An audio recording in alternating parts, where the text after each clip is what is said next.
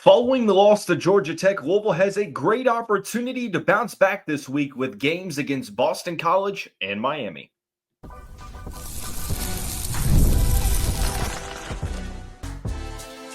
You are Locked On Louisville, your daily podcast on the Louisville Cardinals. Part of the Locked On Podcast Network, your team every day. Card Nation, what's going on, everyone? Welcome into this Wednesday edition of the Locked On Louisville podcast. I'm your host, Dalton Pence. This is my fifth year covering the University of Louisville, third year hosting this show. And I want to take the time to personally thank you all for making us your first listen of the day. Just a reminder, the show is free and available on all streaming services 5 days a week, your team every day. Now, today's episode of the show is brought to you by Game Time. Download the Game Time app, create an account, use the code LOCKEDONCollege for $20 off of your first purchase. Terms apply. Following the loss to Georgia Tech, Louisville has a great opportunity this week to bounce back with games against Boston College and Miami. It is game day. The Cardinals will take on the Eagles up in Massachusetts tonight. We'll preview that matchup. We'll also talk about this interesting sort of ACC coaching carousel that is set to happen this offseason after the news that Leonard Hamilton is stepping down at the end of the season as the head coach of the Florida State Seminoles. So it's game day finally. Man, it had been a while since Louisville lost a game, so it's like, well, what do we do now? Well, still a lot of season left, so you just keep on going. So the loss to Georgia Tech stung a ton, no pun intended there. Hurt Louisville's resume, and it snapped a 10-game winning streak. Honestly, snapped a winning streak a lot sooner than I thought that winning streak would be snapped. But the season goes on. And Louisville now has a great opportunity this week to bounce back with games against Boston College and Miami. Looking at the ACC standings, it's pretty clear as to why this is a great opportunity, considering that currently Boston College and Miami, as of Tuesday afternoon, are both bottom three in the ACC. Boston College is 2-8. They picked up a win against Florida State over the weekend, and Miami also picked up a win over the weekend in ACC play over Notre Dame, but they are 1-10 and at the very bottom of the ACC. So you look at all of the weeks in conference play, it is not really that difficult to understand why you could consider this the, on paper, easiest week in terms of competition. Now, understand that just because a team is bad on paper doesn't mean they're automatically going to play bad. I hate that I have to bring that up, but there have been people in the comments that suggest, well, hey, this team can play better than their record. Of course, that's how sports works. But looking on paper, this should be the easiest week. Now, Louisville should have beaten Georgia Tech, so this whole on paper notion might be a little bit overblown. But if you're looking to bounce back, you would rather it be this week because Boston College has had a really tough year this season, 10-11, 2-8 in conference play. Miami is 5-17, 1-10 in conference play. The one road game that you will play this week is up in Chestnut Hill. And Boston College has really never been known for having a huge crowd. The home advantage that they have, it's really just not there. I do want to see how many people their basketball stadium holds. I've, for whatever reason, never known that. The Silvio Oconte Forum at Boston College has a capacity of 8,600 seats. So I knew it was a little bit on the smaller side, not obviously tiny, but I knew it was definitely smaller than the KFC Yum Center. Just wanted a reference point there. But again, sort of like football, Boston College has really never been known for having really raucous and intimidating atmosphere. Now, that's not to suggest that they're not going to be more comfortable playing at home than on the road, but you would rather it be a home game at a place like Boston College. And that's no disrespect to the Eagles, or at least it's not intended to be. It's just kind of calling it how I see it. 2 games against 2 teams that you are without a doubt going to be expected to beat. There's not much to gain in terms of like rising up the net ranking or jumping up a couple spots in bracketology predictions. But what it does is that it gets you closer to creating that win streak. On yesterday's episode of the show, one of the mailbag questions asked if Louisville needed to go on another run for the remainder of February. And I answered it pretty clearly and strongly. Yes. Yes is the answer there, because Louisville is going to be expected or favored to beat every team throughout the month of February. And it starts with these 2 games. So you can be honest and know that the only thing Louisville is going to gain from winning these games, number one, adding to the win-loss column. Yeah, that's always important. Don't get me wrong. You play to win the game, and that's going to be looked at the most. Number 2, you're able to get that bad taste out of your mouth from the Georgia Tech loss. Get back on track with a win. Show that you have learned from what you felt like went wrong down in Atlanta, and be able to make a statement in Boston. Say, you know what? Yeah, we had a bad game against the Yellow Jackets, but look, it's not going to be some sort of snowball effect where we're just going to go in this big slump. So you cut the, I won't even call it a losing streak, but you reverse the trend and you start winning games again. And if you win both games, then you are 1 away from technically a winning streak, being at 3 games that you've won in a row. So you help your record, you get closer to a win streak. And I think number 3, this might be one of the more important things. This might be the most important of the 3, is you avoid a bad loss. I'm going to say this, and I don't want it to sound hyperbolic. I don't want it to sound like a hot take, but I, without a doubt, 100% believe that Louisville cannot, under any circumstance, lose a game this week. You cannot lose to Boston College or Miami. And that's truthfully a non-negotiable for me. You might be able to argue, well, what happens if they go on a run after that? That would be great. Losing to Georgia Tech is one thing. That loss currently now is a quad 2 loss. Might drop down to quad 3. Who knows? But I would imagine Georgia Tech continues to get healthier. It's a difference. There's a difference between losing to Georgia Tech and losing to Boston College and Miami. Both Boston College and Miami are at the very bottom of the net rankings as of Monday. Well, like I said, this episode is being recorded on Tuesday afternoon, so I don't have the up-to-date data. As of Monday, it's not going to change much anyways. As of Monday, the net rankings for Boston College and for Miami. Boston College, 217. Miami, 229. 2 of the worst teams in the Power 5. Miami might very well be the worst, or Power 4, I guess you could say. Oklahoma State is the worst team in the Big 12 in the net. They are 110. Let's see, Big 10, Minnesota's 101. And then you have to look at the SEC. I would imagine. South Carolina's 92. So it's not even close. It's not even close. A loss against either of these 2 teams would be very, very bad. You saw what happened when Louisville lost to Georgia Tech. Their net ranking only went down about 5 spots. But they dropped 2 whole spots in bracketology. Now, bracketology is not the clear indicator. The net ranking is going to matter the most. But that's against a Georgia Tech team that now qualifies as a quad 2 loss. These other 2 losses wouldn't change if you were to lose either of these. Okay? They would not change. Look at the ACC.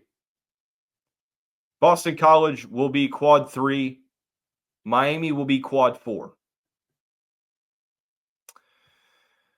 Losing either of these would tank your resume a good amount. You lose both of them, it's catastrophic. I don't even want to think about it. I don't want to scare you all and say that Louisville is closer to the bubble after losing to Georgia Tech. But we have to be honest. The ACC's net rankings aren't great. The perception of the conference is not good either. You lost one game and dropped 2 whole seeding spots. This is why we said that winning games in February is more so about eliminating bad losses because they can plague your resume. And that's exactly what a loss to either Boston College and Miami would do to your tournament hopes. Not saying that would force you to miss the tournament outright completely, but you would be a lot closer than if you would just beat them. Just handle business. You can argue you need to cover the spread against these teams, which I imagine the spread against Miami is going to be fairly large. The one against Boston College is it going to be double digits? Because the Georgia Tech one was 7.5. I don't know. We'll see, but Louisville's going to be expected to beat Boston College as well. So I don't try to scare you. Honestly, I look at this as a great opportunity for Louisville to bounce back. 2 of the worst teams in the ACC. If Louisville's a good team, again, they've got to continue to prove it. So any team can win on any given night. I understand that sentiment. But Louisville's got to go in and play to their strengths and prove that they're the better team. Louisville is back in action tonight against Boston College up in Chestnut Hill. 7 o'clock Eastern tip-off against the Boston College Eagles. It's been a weird past couple weeks for the Eagles. We'll break it down. We'll preview this matchup when we come back on this Wednesday edition of the Locked On Louisville podcast.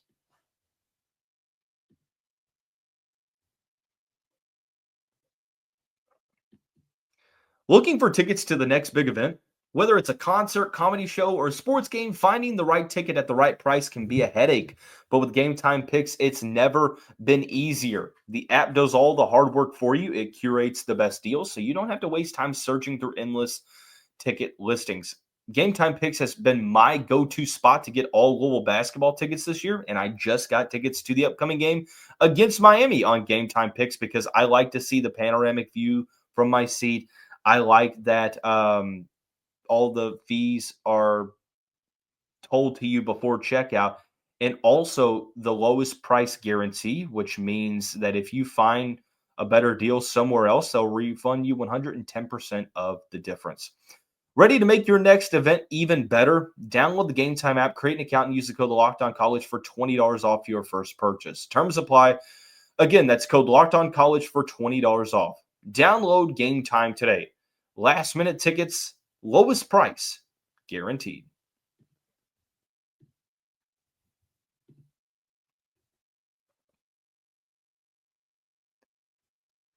It is finally game day once again for the Louisville Cardinals. Usually they have that sort of Tuesday to Saturday schedule, and me being selfish and wanting to get over that loss, seeing that we played on Wednesday, I was like, man, come on, that's far too long. But I guess the benefit is that you have one less day until you play again over the weekend. So Louisville squares off with Boston College tonight, 7 o'clock Eastern time. The Eagles are 10-11, 2-8 in conference play. They beat Florida State over the weekend, barely, but a win is a win. And before that, I think it's pretty interesting. The Eagles were on a 6-game losing streak. Really interesting past couple weeks for them. They lost to Georgia Tech by 21, Syracuse by 8, Notre Dame by 18, Duke by 25, Virginia by 18, North Carolina was a 6-point loss in overtime, and they beat Florida State by 1. So technically, their past 2 games were arguably their best games in the month of January. You look at their net standing currently 217. They're 1-4 in quad 1. The one quad 1 win was against Boise State, and that is barely a quad 1 win. They're 0-4 in the quad 2. They're 2-2 in quad 3 and 7-1 in quad 4. This is obviously a quad 1 opportunity for the Boston College Eagles. So what can Louisville expect from Earl Grant's squad? Well, Earl Grant this is his third year coaching Boston College. I think he has a 49 and 53 record. What's pretty interesting is that, like Pat Kelsey, before he came to the ACC, he was the head coach of the College of Charleston. So the past couple of seasons, well, actually, this is his fourth season at Boston College. He was 13 and 20 year one, 16 and 17 year two, 20 and 16 year three, and it looks like he's going to take a step backwards in year four. 10 and 11, 2 and 8 in conference play. Boston College is not going to be a team that you're automatically going to be able to step into the arena and beat. Like, you still have to handle business, and it starts with their leading scorer, Donald Hand Jr. We talk about Chucky Hepburn having to shoulder such a huge workload for his team. Well, the same can go for Donald Hand Jr. He leads the team in scoring and rebounding, 15.5 points per game, 6.7 rebounds per game, about 40% shooting from the field, 41% from three, and 91% from the free throw line. Not bad efficiency numbers. The 6'5" sophomore has spent his whole college career at Boston College. First year was basically a redshirt. Last year, he was able to take a step forward, and this year it has been a huge breakout year for him. Increasing his points total by almost 11 points per game, career highs across the board for him. And his shooting numbers are up, despite going from like 5 attempts per game to 11 attempts per game, and looking really good as a three-point shooter as well. So the 6'5" native of Virginia Beach, Virginia, is the focal point that Louisville will have to put their attention towards. You know, we talk about this trend that, for the most part, the Cardinals have been really good at defending the other team's top scoring option.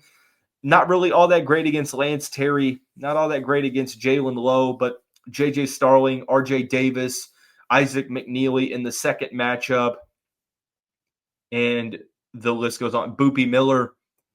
This is the key opportunity here, that if you shut down or limit what Donald Hand Jr. can get offensively, the real question is, can the remaining supporting cast for the Eagles be able to step up and beat you? And honestly, heading into the game, I'm not so sure. You have Chad Venning and Elijah Strong in the front court, both averaging, excuse me, in double digits. Venning more of a post threat, Strong able to step out and hit the three-point shot. You have Dion Brown and Fred Payne. I don't think Boston College has any type of injuries at the moment.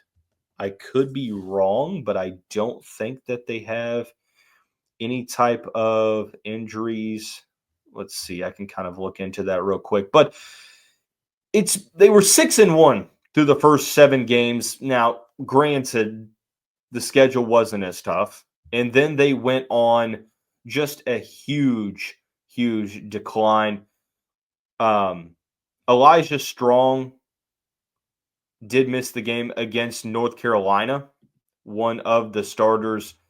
He was questionable with an illness against Florida State, and judging by that game, he did not play in that game. So that's one to watch for. The third leading scorer for the Eagles. Will he play? Who knows? A couple things. Boston College, not a terrible offense, although they're 263rd with scoring offense, 71 points per game. It's really a one-man show. However, assist to turnover ratio, they're the worst in the ACC, 292nd in the country, 322nd in the country in assists per game with 11.4. That's second worst behind California. So they don't do a good job of having an offense that flows. Like I said, it's one man and a bunch of individual basketball. 282nd in the turnover margin, minus 1.5. It's third worst in the ACC. They've turned it over 248 times, which isn't like the worst in the country, but they force 217. They don't force a ton of turnovers, and they allow a ton of points. 280th in the country in scoring defense, 75.3. That's bottom 5 in the ACC. I didn't realize how many teams in the conference were just not good at defending, but They are 324th in the country, third worst in the ACC in three-point defense. Louisville is 35% in terms of opponents shooting percentage from three. Boston College is 36.5%. So Louisville shoots better on the road. If Louisville can shoot the ball respectably from three, if they're able to limit what Donalhan Jr. is able to get offensively, and if they limit the self-inflicted mistakes and turnovers, I think that the Cardinals can definitely win this game by double digits. Also, getting going early and being able to push the lead out to double digits and be able to control that lead and control the game for the duration of the contest. Those will be the keys to the game for me. If I had to predict a leading score, I'm going to say Rain Smith bounces back. I think he probably had his worst performance of the season against Georgia Tech on both ends of the court. I think that he is going to be able to bounce back against Boston College, a team that gives up a ton of three-pointers at a high rate. I look for Rain Smith to bounce back in this contest, and we'll break down what happens on tomorrow's episode of the show, tomorrow's recap episode. But to conclude the show, Leonard Hamilton, it was announced on Monday that he would be stepping down as head coach of Florida State after the season. Now, this might not necessarily be too awful significant in Louisville's case, but when you consider that there are already two other spots that have open coaching vacancies and other spots that could open up as well, you look, it could be a really wild ACC coaching carousel this offseason. We'll also explain what this means for Louisville when we come back on this Wednesday edition of the Locked On Louisville podcast.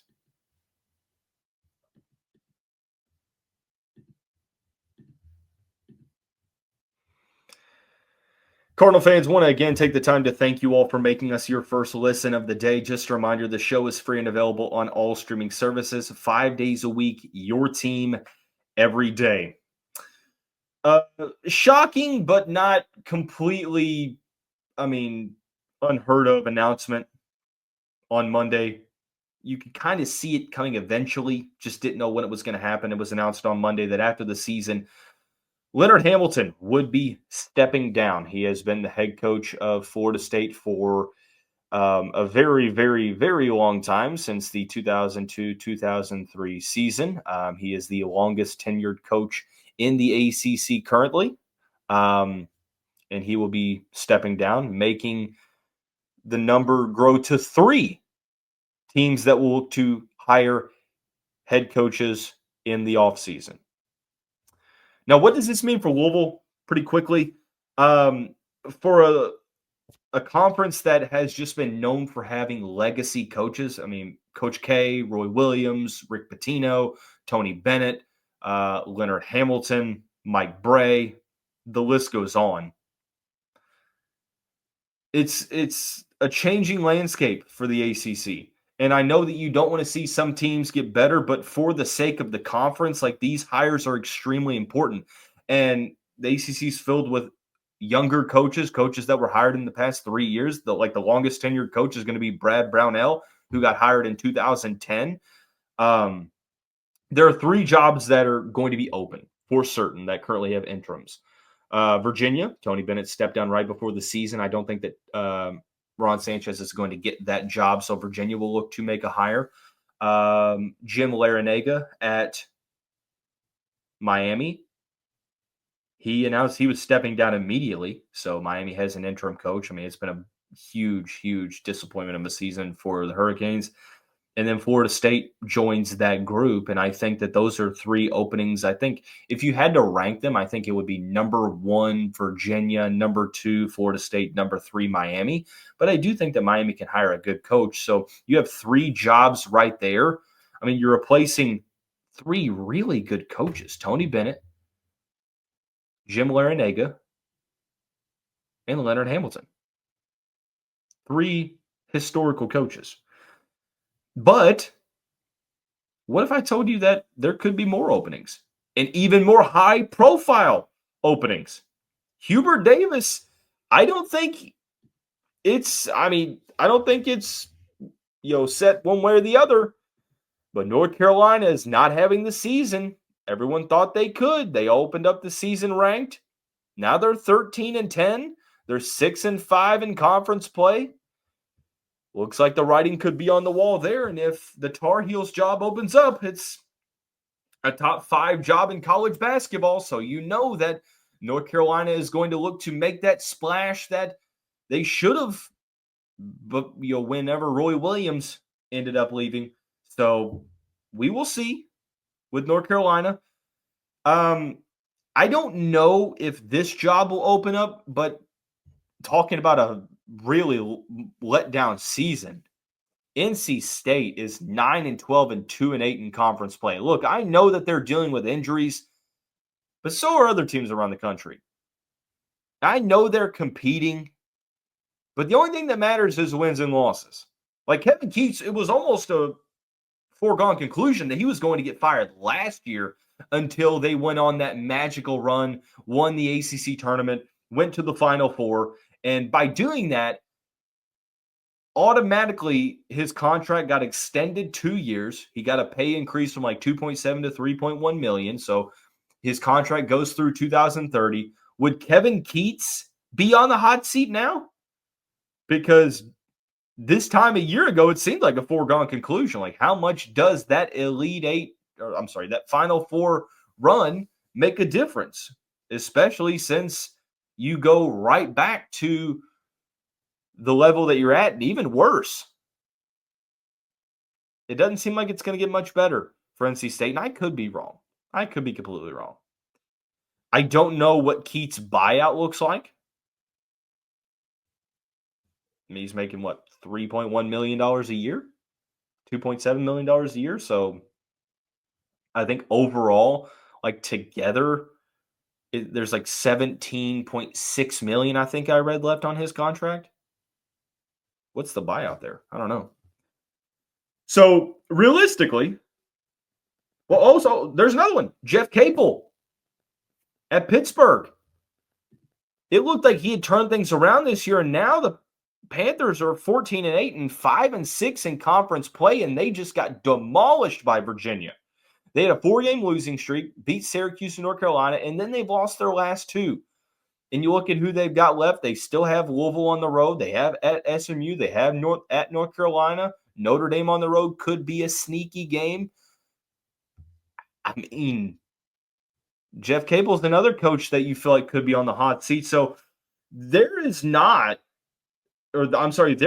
a reality out there that the ACC could have 6 jobs open at the end of this year. And I know that Louisville fans don't want the conference they don't want teams to get too good, but I would argue the contrary, that you need the ACC to hire good coaches because you need those teams to get better. I'm tired of the way people are talking about this conference.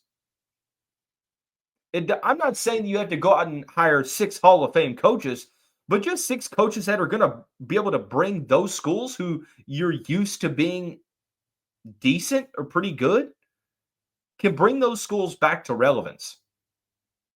And thus, bringing the tide up for the rest of the ships in the ACC.